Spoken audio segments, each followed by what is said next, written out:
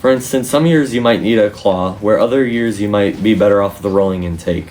But something that remains fairly consistent is the drivetrain, or at least the basics of them. For instance, a few years ago, Freight Frenzy was announced. This game had speed bumps, so some teams decided to make their own suspension systems.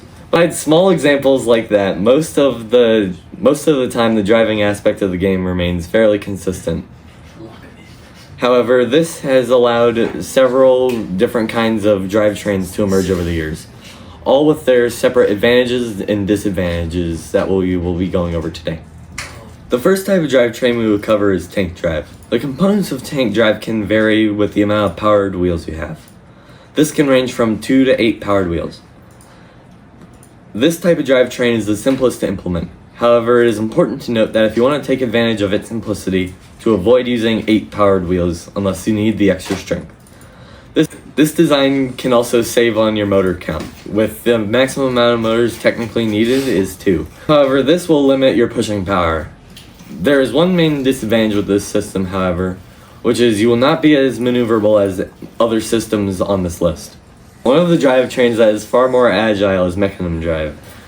Mechanism drive is by far the most commonly used drivetrain in FTC, and it's not without good reason. These wheels provide a very agile robot with good speed and acceleration.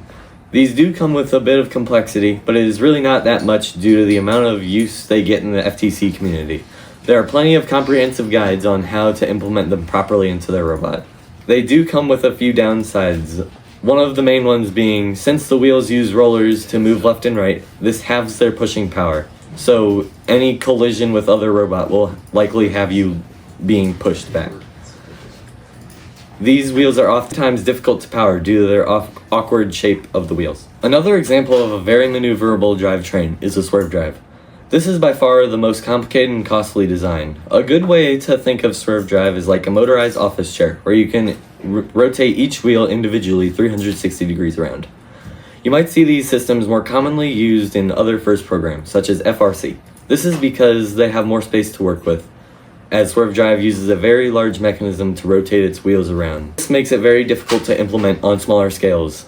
This kind of drive is typically a final addition to a good design that is trying to optimize their movement.